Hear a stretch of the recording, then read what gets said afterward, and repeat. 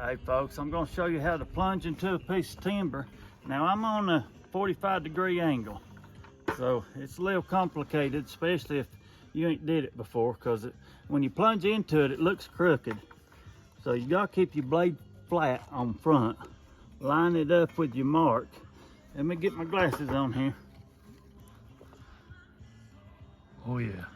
Now this ain't for everybody, and I got my blade pinned up there. I wouldn't recommend that either, but here we go.